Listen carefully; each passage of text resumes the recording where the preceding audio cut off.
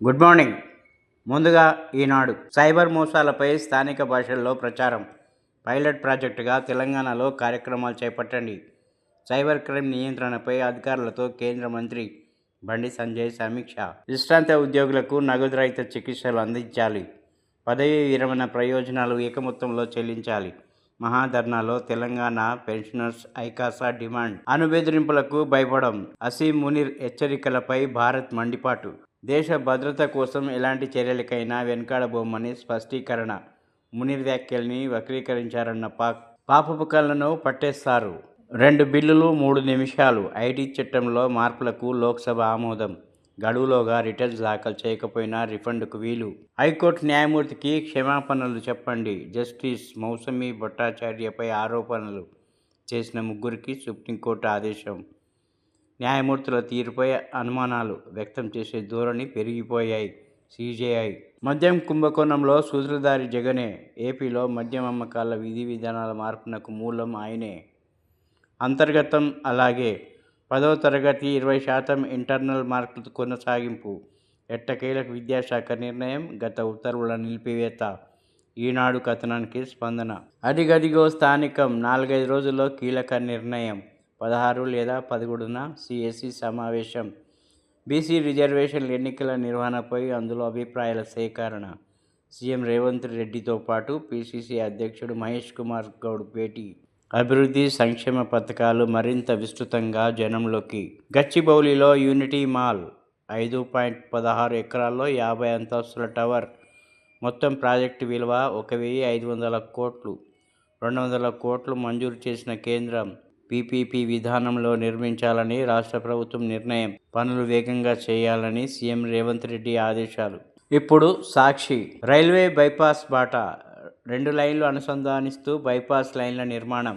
స్పీకర్పై ఒత్తిడి పెంచాలి. ఎమ్మెల్సీ ఫిరాయింపులపై త్వరలో పిటిషన్ వేయాలి. బీఆర్ఎస్ ముఖ్య నేతలకు కేసీఆర్ ఆదేశం. బీసీ రిజర్వేషన్ల పెంపుపై సర్కారు చేతులెత్తేసిందని వ్యాఖ్య. 14న బీసీల కథనబీరి ఏర్పాట్లపైన చర్చ.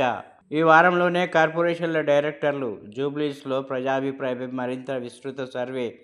సీఎం రేవంత్ రెడ్డితో పీసీసీ చీఫ్ మహేష్ కుమార్ గౌడ్ భేటీలో నిర్ణయాలు. పాదయాత్రకు వచ్చేందుకు సుముఖత వ్యక్తం చేసిన సీఎం. ప్రధాని మోదీకి జెలెన్స్కీ ఫోన్. ఉక్రెయిన్ అధ్యక్షుడు జెలెన్స్కీ ప్రధాని మోదీతో ఫోన్లో మాట్లాడారు. తమపై రష్యా వేస్తున్న దాడుల గురించి వివరించారు. ఫెడరల్ నియంత్రణలోకి. నేరాల అడ్డుకట్ట కోసం దేశ రాజధానిలోని పోలీస్ విభాగాన్ని ఫెడరల్ నియంత్రణలోకి తీసుకుంటున్నట్లు ట్రంప్ చెప్పారు. ప్రేలాపనలు ఆపు. భారత్ దాడి చేస్తే సగం ప్రపంచాన్ని నాశనం చేస్తామన్న పాక్ ఆర్మీ చీఫ్ అసీం మునీర్ వ్యాఖ్యలపై కేంద్రం ఆగ్రహం. బాధ్యతలు లేని అనవసర దేశం పాకిస్తాన్ అంటూ మండిపాటు. అమెరికా మద్దతు లభించినప్పుడల్లా రెచ్చిపోవడం దాయాదికి అలవాటేనని ధ్వజం. పాక్ ప్రభుత్వంపై తిరుగుబాటు చేసి మునీర్ ఆ దేశాధ్యక్షుడు అవుతారేమోనని ఎద్దవా. ఓట్ల చోరీపై పోరుబాట. ఢిల్లీలో ఇండియా కూటమి ఎంపీల నిరసన ర్యాలీ. సివిల్స్ అభ్యర్థులకు ఎంతైనా సహకరిస్తాం. ఉప ముఖ్యమంత్రి మల్లు భట్టి విక్రమార్క. సింగరేణి తోడ్పాటుతో 178 మంది సివిల్స్ అభ్యర్థులకు 1,00,000 చొప్పున చెక్కుల అందజేత. యూరియా ఎడాపెడా. దక్షిణాదిలో కర్ణాటక తర్వాత ఎక్కువగా వినియోగిస్తుంది మనమే. ఖరీఫ్లో కర్ణాటకలో 11.17 లక్షల మెట్రిక్ టన్నుల వాడకం.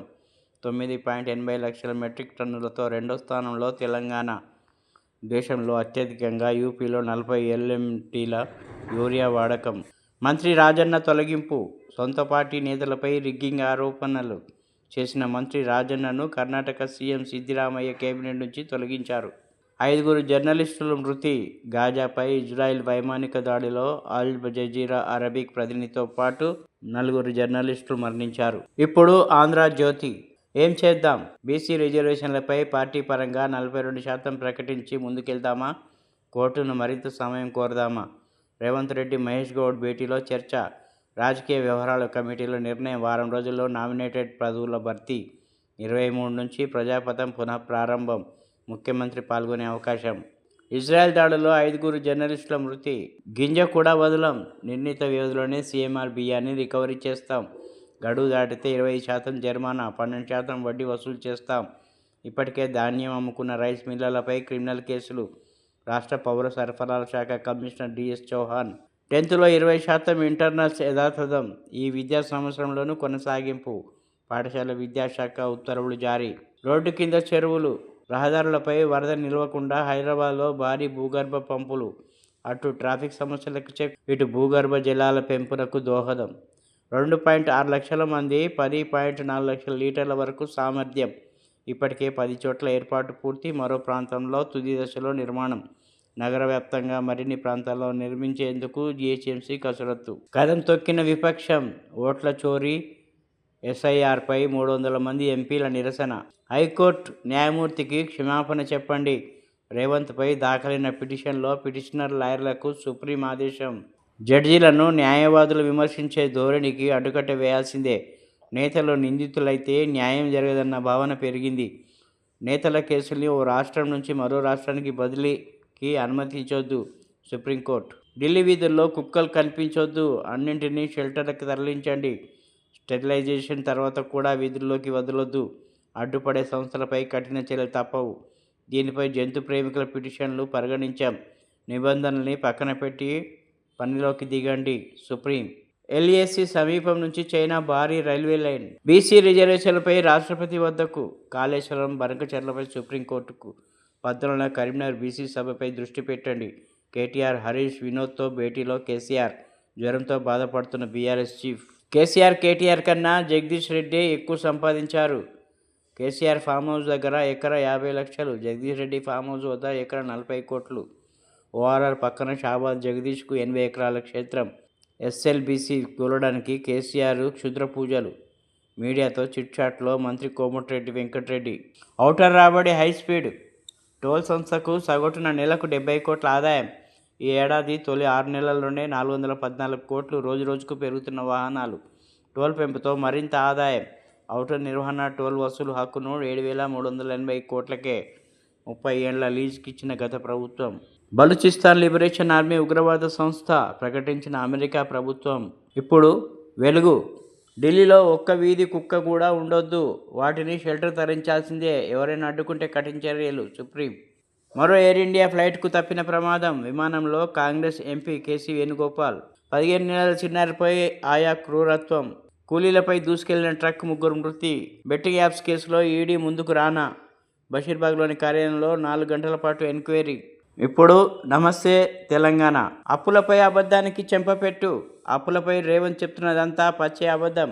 పార్లమెంట్లో కేంద్ర ప్రకటనతో తేటతెల్లమైంది. మేం అప్పులతో తెలంగాణలో ఆస్తులు సృష్టిస్తే రేవంత్ సర్కార్ రాష్ట్రాన్ని దివాలా తీయిస్తున్నది. కాంగ్రెస్ అసమర్థ పాలనతో ఆర్థిక సంక్షోభం. 20 నెలల్లో 2.2 లక్షల కోట్లు అప్పు తెచ్చి ఏం చేశారో చెప్పాలి.